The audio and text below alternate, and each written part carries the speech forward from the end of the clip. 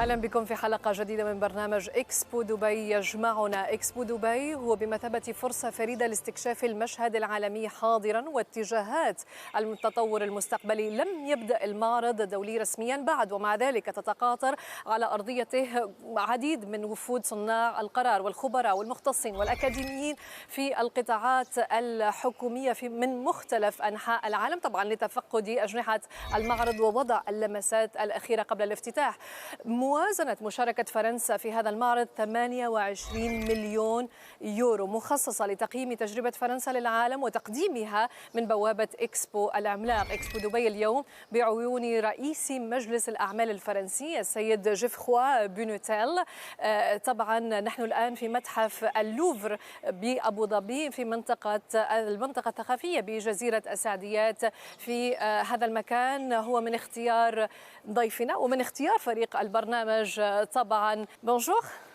Bonjour Naoufer. Comment ça va? Ça va. Vous allez bien? Très bien. Bien arrivé? Parfaitement bien. Merci. Merci pour choisir cet endroit. Il est magnifique. On va le découvrir ensemble. Avez-vous vu la rue Jacques Chirac en entrant au musée? Tout à fait. Mon GPS a eu un peu de mal à le prononcer à la française, mais c'est très touchant de voir. On se sent très accueilli en fait. Et c'est vrai qu'il y avait des relations assez fortes, je crois, entre Sheikh Zayed, le fondateur des Émirats, et le président Jacques Chirac dès les années 70. Bah oui, hein, une relation très très forte, une corrélation entre les deux pays en fait. Certainement, on va savoir pourquoi vous avez choisi cet endroit comme premier lieu pour votre journée avec nous vers Expo, le pavillon français, donc à Expo Dubaï. Vous êtes là depuis 8 ans. Je suis arrivé aux Émirats en 2012. Je dis l'histoire. Vous êtes venu sur visa époux. Exactement, spouse visa. Spouse visa. En fait, c'est ma femme qui a été expatriée par une célèbre entreprise française de cosmétiques qui le vaut bien. Voilà, donc on est arrivé comme ça il y a 8 ans. Et vous n'avez jamais quitté? Et on n'a jamais quitté parce qu'on c'est un pays où on se sent très bien, on se sent vraiment chez nous. Donc voilà, on est très Je veux entendre le reste de l'histoire. Comment vous vous êtes bien installé ici, votre travail et votre chemin aussi vers la présidence de la Business Council français. C'est certainement une belle histoire que je veux bien entendre, mais vous allez me prendre pour découvrir les différents pavillons. Avec grand plaisir. J'espère que je ne vais pas avoir trop de lacunes.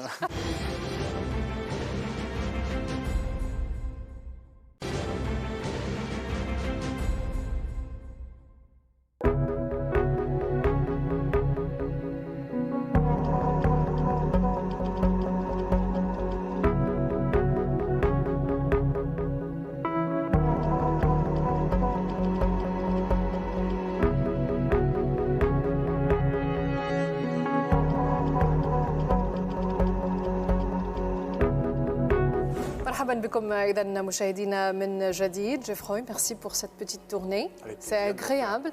Alors certainement je dois vous poser la question, pourquoi vous avez choisi le premier endroit pour cette journée, qui va être une très longue journée en fait, le Louvre à Abu Dhabi? C'est un des endroits quand même les plus emblématiques de la présence et des liens entre la France et les Émirats. Je trouve que c'est déjà un lieu magnifique par son architecture. Cet espace blanc qui se détache sur la mer vert émeraude, c'est quand même un lieu magnifique. C'est aussi un endroit où on se sent un peu quand même en France, l'avenue Jacques Chirac, vous l'avez dit tout à l'heure, la Sorbonne qui est pas loin, donc il y a vraiment un sentiment assez particulier. Et puis en plus, je trouve que la façon dont le Louvre Abu Dhabi a été conçu, avec un peu une façon de retracer l'histoire du monde de façon assez rapide, assez bien condensée, en montrant les relations interculturelles, interreligieuses, quelque chose d'assez touchant dans cette partie du monde qui est entre l'Est et l'Ouest. Je trouve que c'est assez touchant. Nous sommes dans un pavillon qui est vraiment très distingué, là où il y a des expositions pour des tableaux, l'influence de la calligraphie sur l'abstrait. Exactement, tout à fait.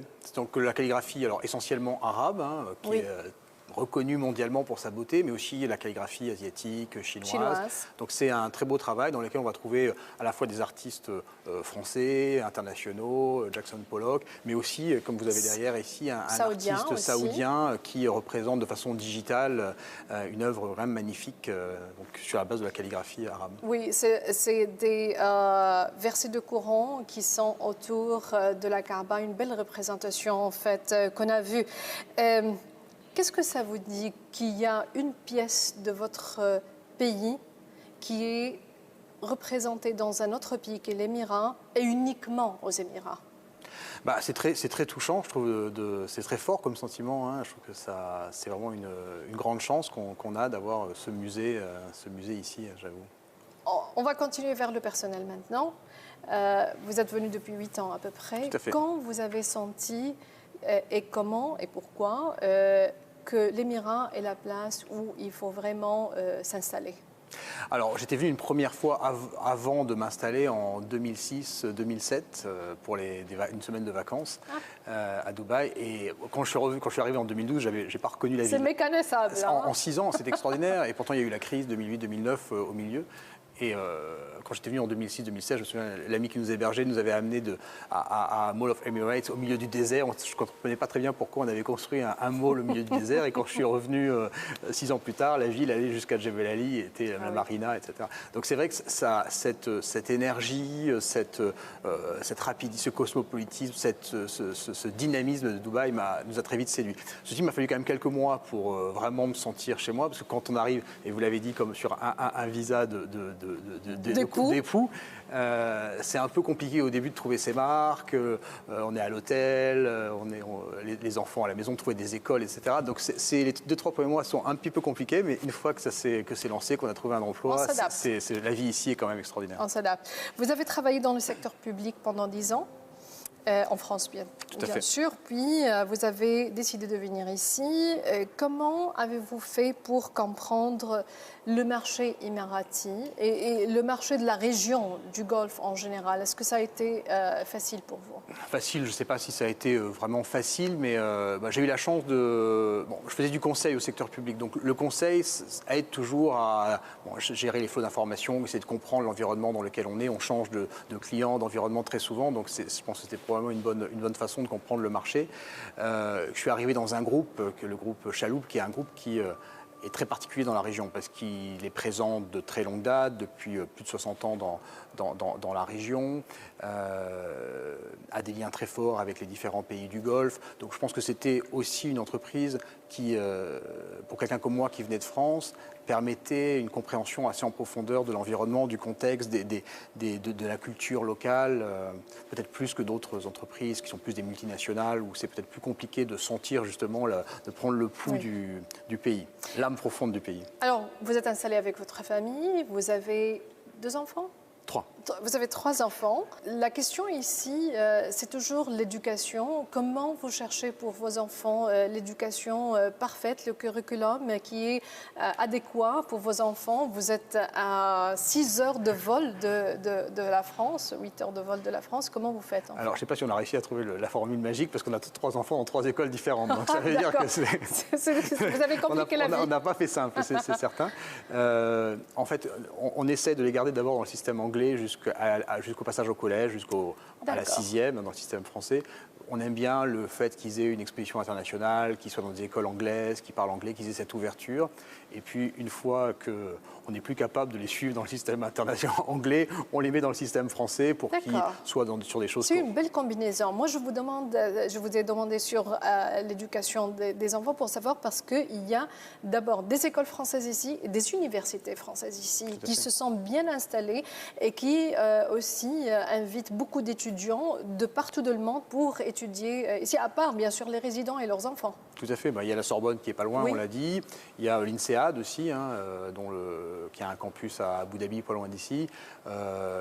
Assas qui s'est installé à Dubaï. Enfin, il y a beaucoup de projets de HEC qui est pas loin. Pour les Français d'avoir leurs écoles dans un pays du Golfe? Je pense que c'est surtout un signe de rayonnement très fort de ces écoles. Elles ont besoin de s'internationaliser.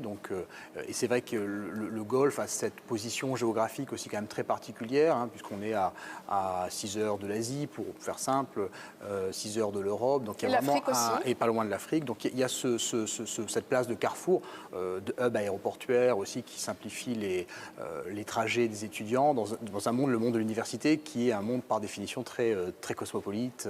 Mais voilà, ce qui est bien, c'est que les écoles françaises ne rassemblent pas uniquement les étudiants d'origine française, les Maghrébins, les Arabes, les Indiens aussi. Il y a pas mal de familles qui veulent leurs enfants d'avoir une éducation selon le curriculum français et certainement africain, francophone. Je crois qu'il y a à peu près la moitié des étudiants, des élèves des écoles françaises qui n'ont pas de nationalité, si vous voulez, française. Donc effectivement, il y a ce rayonnement. Bon, ça fait partie aussi de l'image de la France dans le monde, j'imagine. Oui. Je crois qu'il y a autant d'élèves scolarisés dans les lycées français, les écoles françaises aux Émirats que dans toute l'Afrique subsaharienne, que dans les écoles françaises de l'Afrique subsaharienne. Donc c'est quand même considérable. Il y a 7 établissements français aux Émirats.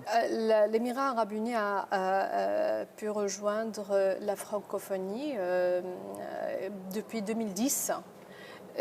Pourquoi dans un pays où vraiment la langue deuxième ou première, c'est la langue anglaise, mais le français il s'impose en fait? J'aimerais qu'on s'impose, je ne suis pas sûr qu'on s'impose complètement, mais en tout cas on est présent et c'est vrai que moi je suis toujours étonné d'entendre beaucoup parler français quand je me promène dans la région, à Dubaï en particulier. Il y a évidemment les Français, il y a aussi beaucoup les Libanais qui parlent quand même français beaucoup, un certain nombre d'Égyptiens, donc il y a quand même une population assez large de francophones, les Maghrébins effectivement aussi, donc quand on met toute cette population bout à bout, ça commence à faire quelque chose de significatif. Et puis je pense que les gens sont certainement attachés à la langue française qui est une langue qui, j'imagine, évoque beaucoup de choses à beaucoup de gens sur le plan sentimental, historique et autres. Qu'est-ce que la communauté française veut vraiment ajouter ou apporter à cette région-là et surtout les Émirats? Écoutez, on veut, je ne sais pas si on a la prétention d'apporter quoi que ce soit, mais en tout cas, on veut construire une relation durable. Je pense qu'on a toujours, la France, eu des relations avec le monde arabe très, très fortes. Donc je pense que c'est surtout faire vivre cette relation qui est très importante pour la France, qui est une relation historique, sentimentale, affective. Donc c'est surtout ça. Après, sur ce qu'on peut apporter français, il y a certainement cette dimension un peu universelle, cette culture particulière, cet art de vivre, le luxe, l'histoire. Donc, si on peut apporter modestement tout ça dans cette partie du monde qui ne manque pas non plus de culture, d'histoire et qui a son appétit pour ces choses-là. C'est un pays qui est vraiment, il est prêt à tout absorber. Il absorbe les autres civilisations, les autres cultures aussi. C'est un pays de tolérance, donc je crois c'est une des valeurs que la France aussi, sur des décennies, elle a essayé de véhiculer. C'est tout à fait juste. J'aurais bien aimé répondre ça. Nous sommes à Abu Dhabi. Je voudrais bien poser une question avant de partir là-bas. Ça va nous prendre 1h15 de route. Qu'est-ce que vous aimez à Dubaï? Quel est l'endroit que vous vous sentez relax ou bien en paix? Quel est l'endroit où je me trouve le plus en paix à Dubaï? À Dubaï, c'est d'abord une ville vivante. Je ne sais pas si le calme, c'est la meilleure définition de Dubaï. Je pense que sur la mer, ou le désert, c'est quand même 2 endroits où... Parce que la ville est tellement active, tellement en permanence en mouvement. Le rythme, il est Je pense que c'est sur le bateau ou dans le désert qu'on trouve un peu de quand on a besoin de calme. Peut-être avant de prendre la route, quelque chose de mémorable jusqu'à présent qui vous a marqué à Dubaï? Si je devais trouver quelque chose que je garderais avec moi, je pense que la naissance de ma 3e fille, c'est la seule qui soit née aux Émirats, elle est née à Dubaï. Elle s'appelle comment? Jeanne. Jeanne Gabriel, c'est l'aînée. Jeanne. Voilà. C'est bien. Donc, il faut nommer les 3 maintenant, sinon ils vont se fâcher. Gabriel, ma fille aînée, Alexis, mon fils, et Jeanne, la petite dernière, donc qui a 4 ans et demi et qui est née à Dubaï. Et ça a été une super expérience. C'est bien.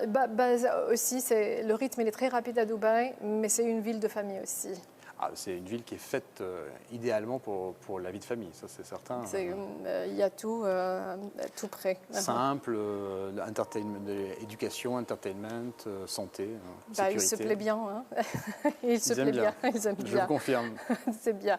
Alors, après la visite de Louvre, on va visiter bien sûr les bureaux de French Business Council, mais ça va nous prendre 1h15 de route à peu près.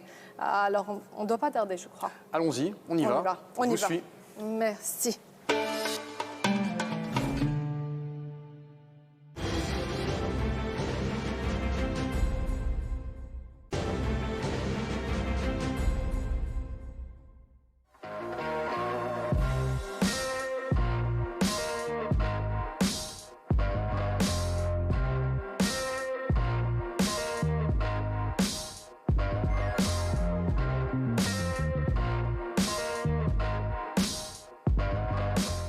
J'ai froid, alors on est là.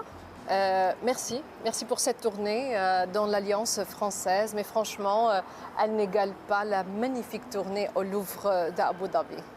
Bonjour Naoufer, c'est sûr que c'est difficile de faire aussi magnifique que ce bâtiment de Jean Nouvel qu'on a vu ensemble et qui est, je pense, une très belle représentation de la culture française et des liens entre la France et les Émirats. C'est vrai. Moi, je suis intéressée à cette alliance française. Il y a beaucoup de bâtiments ici, je vois. Il y a des écoles, des institutions. Il y a une librairie aussi. C'est intéressant comment vous avez, comme communauté française, été capable de regrouper toutes les activités culturelles françaises et autres, même économiques, sur un seul terrain. C'est vrai que c'est une chance formidable. C'est un terrain qui a été donné par Cheikh Rachid il y a plusieurs décennies maintenant à la France pour héberger des activités, comme vous le dites, économiques, culturelles, éducatives. Et c'est vrai que c'est une grande chance de pouvoir effectivement accueillir ici, se retrouver. Donc vous avez plusieurs bâtiments, comme vous le dites. Il y a l'Alliance française proprement dit. On parle du terrain de l'Alliance française. Effectivement, c'est un peu l'encre, si vous voulez, le landmark sur cet espace. L'Alliance française a une vocation de rayonnement culturel. Donc vous y trouvez effectivement un auditorium, l'auditorium Michel Chaloup, qui héberge un certain nombre d'événements culturels. Vous avez la bibliothèque, qui permet à la fois aux enfants, aux adultes de trouver des livres en langue française, des vidéos, de retrouver les vieux films français d'antan. Et vous avez aussi beaucoup de cours de langue, puisque c'est une des missions de l'Alliance française, c'est de donner des cours en français, mais aussi en arabe à des francophones. Donc ça marche dans les deux sens. Oui. Et puis, vous avez la raison pour laquelle on est là aujourd'hui, c'est le French Business Council. Avant le French Business Council, j'ai entendu les élèves de l'école Pompidou pendant la récréation et ça m'a ramené beaucoup de souvenirs en fait. Exactement, vous avez l'oreille acérée. On est à côté alors la partie, l'école maternelle de l'école Pompidou. Donc l'école Pompidou a deux sites, un site qui est plus loin à Academic City, qui héberge l'école primaire, l'école et le collège et lycée. Et vous avez ici... C'est la maternelle. C'est la maternelle, exactement. C'est pour cela qu'il faisait beaucoup de bruit, les cris pour des enfants, mais c'est magnifique. Alors, on revient maintenant pour le Business Council, qui est français ici. Quelle est votre mission? Depuis quand ça a été établi et quelle est la vision et la mission de ce Business Council? Alors, le FBC existe depuis 1987, donc on a 33-34 ans. Le FBC a deux missions principales. C'est d'animer la communauté d'affaires française aux Émirats, sur Dubaï et les Émirats du Nord plus exactement, puisqu'on a une chambre sœur, le French Business Group à Abu Dhabi, et de nouer, si vous voulez, des relations avec la communauté d'affaires émirienne. Donc c'est vraiment cette animation des entreprises françaises et créer des liens entre la France et les Émirats d'un point de vue économique. Et certainement, vous assistez les entreprises qui viennent fraîchement aux Émirats arabes unis? Alors c'est vrai que souvent, la porte du FBC, c'est un peu la porte d'entrée. Alors, soit pour des entreprises qui arrivent déjà, soit souvent pour des entreprises qui regardent une implantation éventuelle aux Émirats depuis la France. Donc on a souvent des appels, parfois des missions de prospection qu'on réalise pour le compte de ces entreprises. Et on en a évidemment beaucoup pendant la période de l'exposition universelle, puisqu'il y a un vrai momentum autour de Dubaï qui est lié à l'expo, mais qui est aussi lié, je pense, au contexte sanitaire, économique générale. C'est vrai que Dubaï a quand même gagné une certaine visibilité, une certaine reconnaissance internationale aussi dans sa gestion de la crise. Donc il y a un intérêt quand même très grand qu'on ressent, nous, de particuliers, d'entreprises qui sont basées en France et qui regardent de façon plus précise une implantation. Exactement. Donc c'est vrai que souvent, c'est des contacts qui commencent avant même l'arrivée sur le terrain. Même si c'est vrai que c'est souvent aussi la mission de Business France, qui est une institution publique française, un établissement public français, qui a cette mission aussi. Mais c'est vrai que souvent, les entreprises aussi... Les investisseurs français, comment ils trouvent le processus de s'installer, de s'implanter ici aux Émirats Arabes Unis? Est-il facile, est-il compliqué? Comment ils le trouvent? L'infrastructure aussi. Il y a beaucoup de progrès qui ont été faits en fait depuis des années. Hein. Il faut saluer l'effort des autorités pour simplifier le cadre des affaires, les politiques de visa, les règles en matière de foreign direct investment, des investissements directs étrangers. C'est vrai qu'ils sont de plus en plus simples. Vous pouvez maintenant posséder en free zone 100% de votre capital.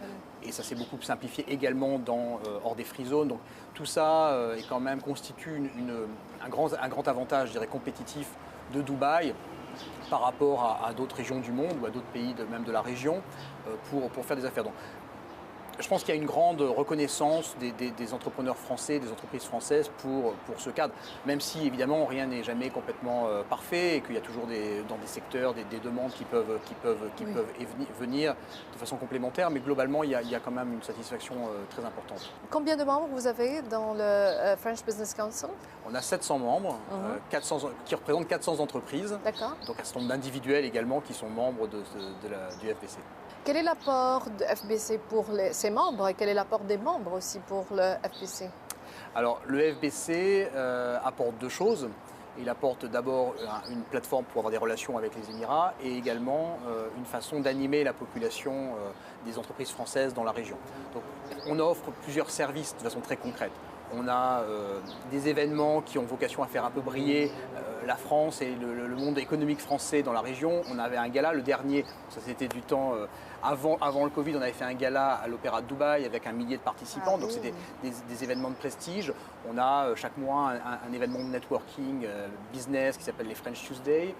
On a également un certain nombre de comités sectoriels donc, qui permettent d'adresser notre population et nos membres de façon très spécifique en fonction de leurs besoins. Donc on a un comité sectoriel sur le retail et le luxe, un sur la construction, sur le F&B, sur l'hospitality, donc on en a 7 comme ça qui nous permettent d'animer la population. On a aussi des comités qui sont fonctionnels pour animer de façon transversale notre communauté de membres en fonction de leurs besoins. Donc on a un club des CEO qui permet aux CEO des grandes entreprises françaises de se parler, d'évoquer leurs enjeux, de trouver des synergies possibles entre eux. On a un club des DRH par exemple pour aussi leur permettre d'échanger sur les problématiques vraiment de recrutement, de gestion des talents, de droit du travail.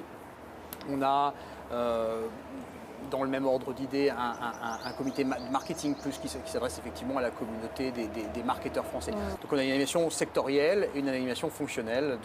Très intéressant, c'est très actif au sein de FBC. Exactement, très actif. On essaye.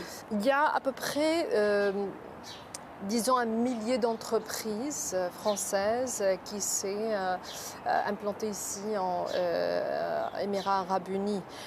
Dans quel secteur ils se concentrent d'après vous? Alors, les entreprises françaises sont très présentes dans plusieurs secteurs. Le premier, c'est le secteur de l'hospitality. On connaît les grandes marques d'hôtels, notamment ceux du groupe Accor, mais d'autres. Donc, il y a une présence, une expérience, une expertise, je dirais presque française dans ce secteur. Hospitality, restauration et F&B. L'autre grand secteur, c'est le retail. Alors le retail de luxe, de marques de luxe, ce qui est le cas par exemple, du groupe Chaloux pour lequel je travaille à titre personnel, mais aussi du retail de grande distribution, des grandes marques comme Carrefour, Casino, que les habitants des Émirats connaissent bien. Et puis vous avez aussi un secteur, les Français sont très forts, je dirais, c'est le secteur des transports. Vous avez beaucoup d'entreprises françaises qui sont soit produisent des véhicules de transport, soit interviennent dans le service. Donc ça, c'est aussi un secteur où les Français sont très présents. Et un secteur qui est très dur dans la compétition avec les autres marques d'automobiles. Vous êtes une histoire de succès. Vous vous rappelez une autre histoire de succès qui était dans le French Business Council française, une société, une marque qui a bien fait ici aux Émirats Arabes Unis? Oh ben, je pense qu'on a, on a par exemple réussi à construire des très bonnes relations entre RATP Dev et la RTA. Donc RATP Dev, c'est la Régie des transports parisiens, Oui. c'est la branche de développement international, si vous voulez, de RATP Dev. Et on a effectivement réussi à créer des relations de qualité avec l'administration des transports et des routes à Dubaï. Et ça a été grâce au French Business Council? J'espère qu'on y a un peu contribué. Je ne dirais pas qu'on a, on a tout le mérite, mais on a, j'espère, pu contribuer à l'établissement de ces bonnes relations. Quelle coopération et relation vous avez avec Dubai Chamber, la chambre commerciale de Dubaï? La Dubai Chamber est pour nous c'est notre sponsor sur le plan juridique. C'est grâce à eux qu'on a une existence légale, donc c'est déjà très important. Mais c'est en fait beaucoup plus que ça. C'est vraiment des partenaires stratégiques.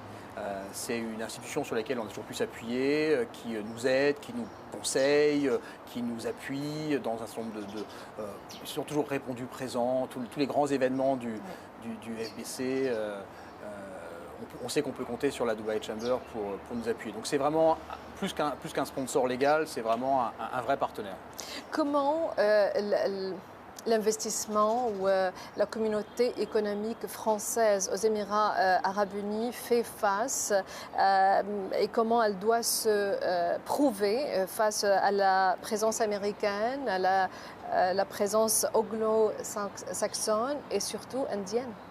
Alors, on est un peu des outsiders dans la région, les Français. Oui. On n'est pas... c'est pas une région, le Golfe, d'influence française traditionnelle. C'est beaucoup plus, effectivement, comme vous le dites, une région où les entreprises, les anglo-saxons sont beaucoup plus développés. L'Inde, par définition, puisque c'est le grand voisin et qu'il y a des relations commerciales qui sont... qui ont plusieurs siècles à 80 milliards de dollars par an. On est encore trop petit à côté. On en parlera tout à l'heure. Mais le fait de ne pas faire la course en tête et de ne pas être forcément favori, c'est pas mal aussi parce que ça permet de...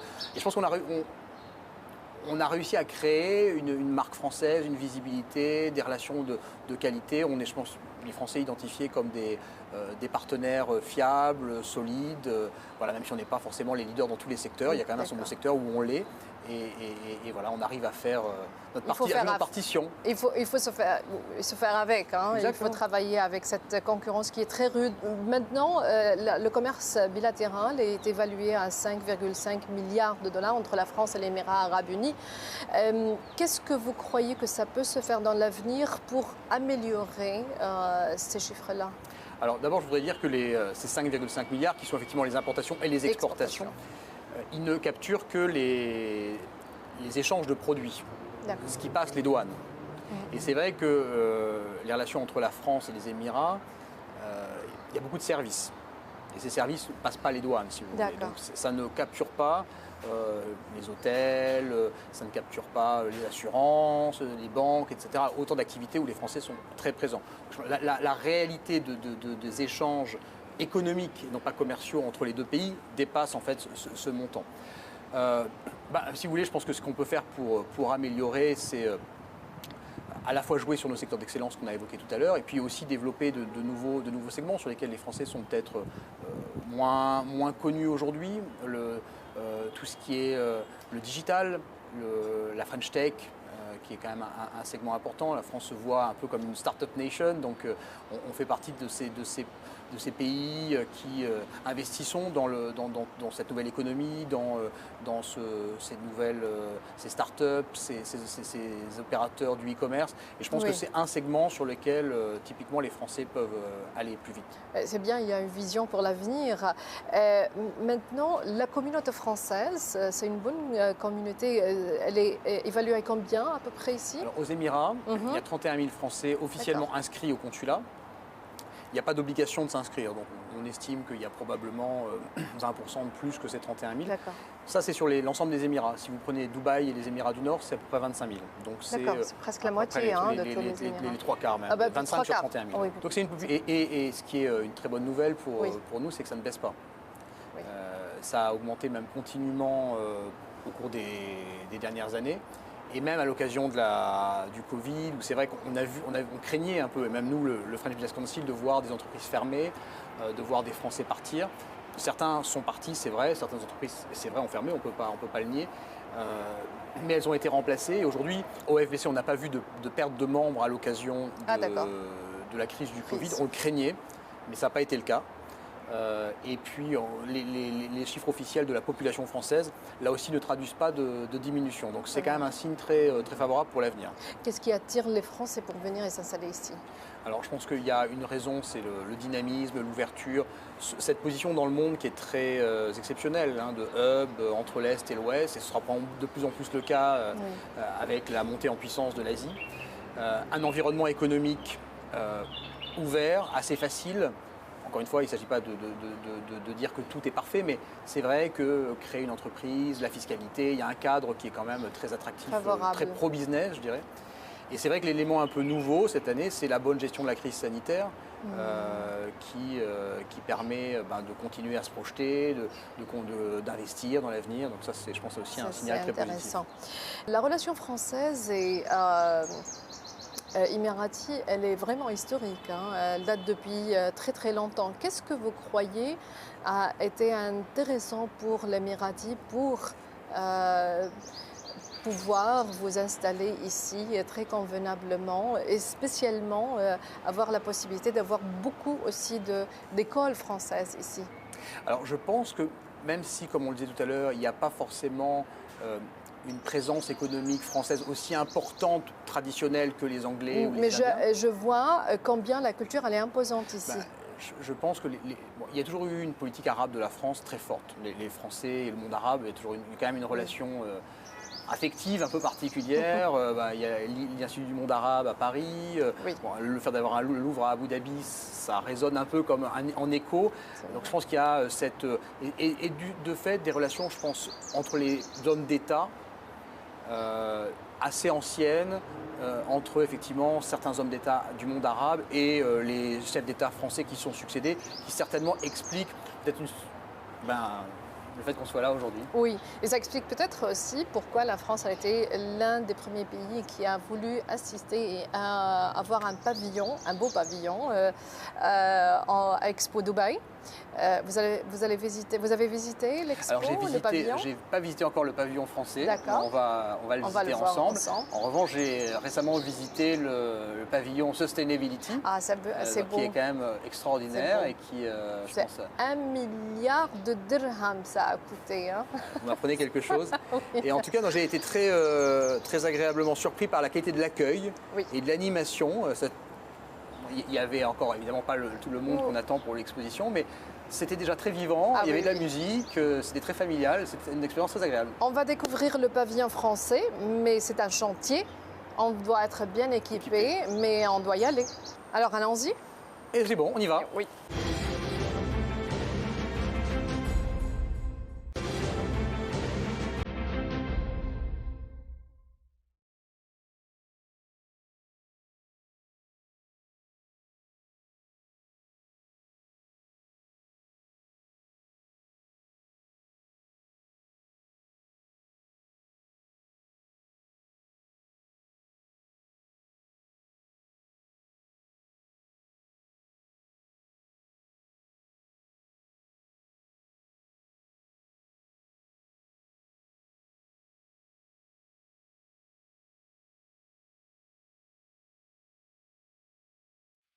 Eh bien, j'ai froid, on est là.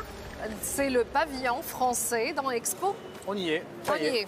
Bon, d'abord, quand on commence par découvrir ce pavillon à travers vous, quel est le message de la France pour tout le monde à travers Expo et son pavillon ici? Le message de la France, c'est de montrer la contribution de la France aux objectifs du développement durable, notamment dans le contexte de la sortie de crise, de la construction du monde d'après-demain. Voilà. Le message des expositions universelles a un peu changé dans le temps. De plus en plus, on est sur la coopération internationale pour montrer comment les différentes nations se positionnent et contribuent aux enjeux qui sont les enjeux de la planète. Donc, Il y a un thème pour le pavillon. il y a un thème qui est un très beau thème, qui est très inspirant, qui est le thème Lumière-Lumière. Donc c'est un petit jeu de mots entre, si vous voulez, les Lumières, donc cette philosophie, les grands philosophes du XVIIIe siècle qui ont chanté en quelque sorte et mis en valeur les progrès de l'intelligence humaine, l'encyclopédie, la philosophie, la démocratie et la lumière en général, mais qui effectivement évoque l'espace, le luxe, le cinéma, bon, beaucoup de choses sur lesquelles la France Et j'ai froid, essaye d'exceller. Paris, la ville lumière. Ah, c'est vrai, voilà, j'avais pas pensé. Il y a beaucoup en fait de messages donc à travers ce pavillon. Mais à quel point, si on retourne vers le business et l'économie, à quel point ça va encourager l'investisseur français à aussi venir et peut-être la coopération avec d'autres pays qui sont là avec leur pavillon.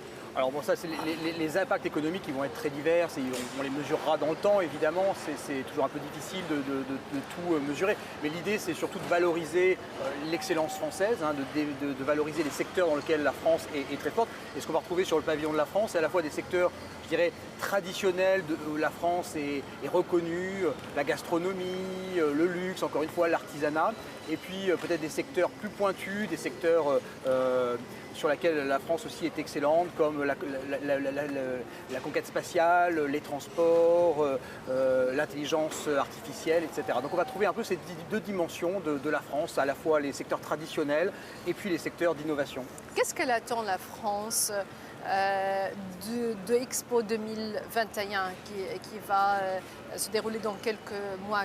Qu'est-ce qu'on attend Je pense que c'est un peu pour tout le monde le moment où on va se retrouver un peu tous ensemble après 18 mois, si on se projette au mois d'octobre, au moment de l'ouverture de l'exposition, 18 mois où on aura tous été quand même séparés, un peu recroquevillés, un peu plus par la force des choses refermés sur nous.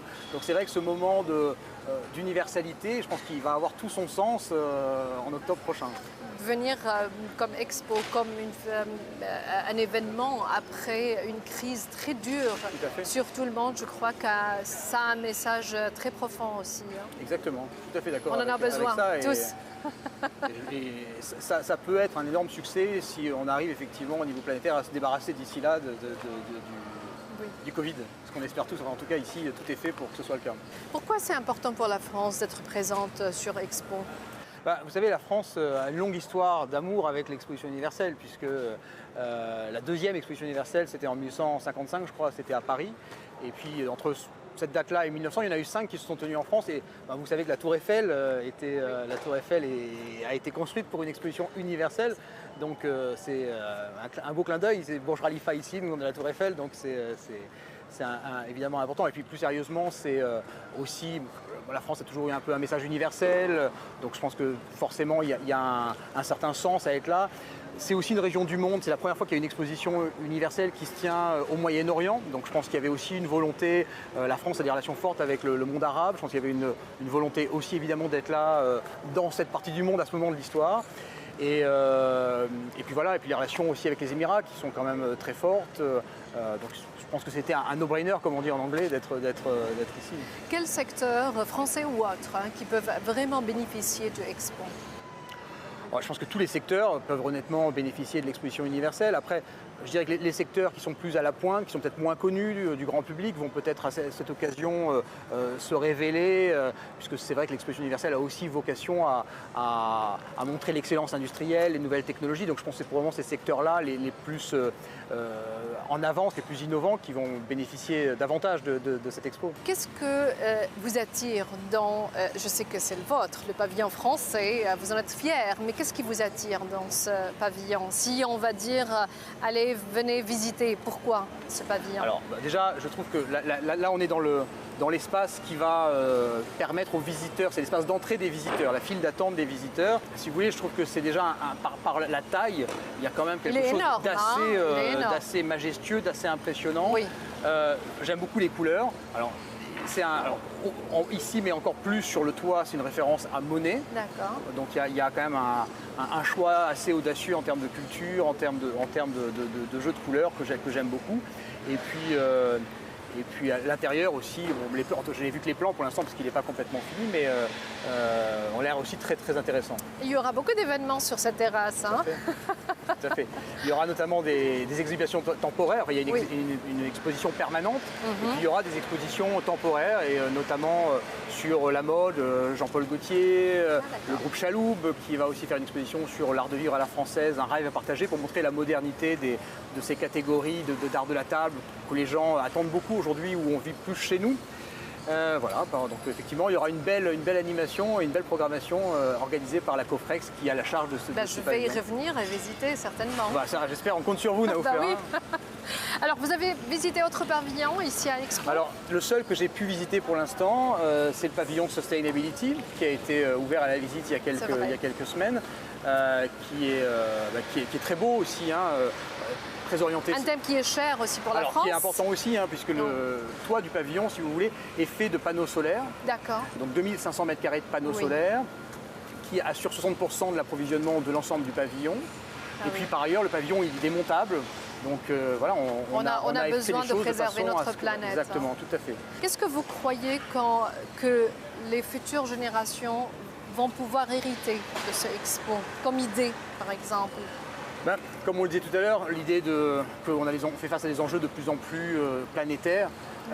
Évidemment, la sustainability, le développement durable, les enjeux de santé publique qui sont quand même aussi très transversaux. L'idée que le progrès technologique apporte des solutions, mais que peut-être encore plus que ça, l'entraide internationale est souvent l'une des clés majeures de solutions à ces problèmes. Moi, je voudrais bien visiter à l'intérieur, si vous permettez. Je vous remercie les téléspectateurs qui nous ont rejoints pendant toute cette journée avec vous de Louvre à Abu Dhabi vers l'Alliance française et maintenant vers le pavillon. Je vous remercie énormément pour votre journée. Merci Naoufer, c'était un plaisir d'être avec vous. Merci. Et de passer ce moment avec شكرا لكم مشاهدينا على المتابعة. طبعا سنلتقيكم في حلقات أخرى مع إكسبو يجمعنا دائما. Alors j'ai froid. Vous me faites visiter le pavillon? Avec grand plaisir, Naoufer. Allons-y. J'ai froid, tout le monde connaît l'expo de Londres qui était le premier en 1851, mais en fait il y avait un expo national en France en 1844. Vous êtes hyper calé sur les expositions universelles. Effectivement, Naoufer, la première exposition qui était une exposition industrielle, a eu lieu en 1844 à Paris, sur les Champs-Élysées. Et à l'époque, les Champs-Élysées, ça n'existait pas, c'était pas la plus belle avenue du monde, c'était juste des champs en fait. Et c'est là qu'a eu lieu la mère en fait, des expositions universelles. La mère des expositions en France. C'est une longue histoire d'amour entre la France et les expositions universelles.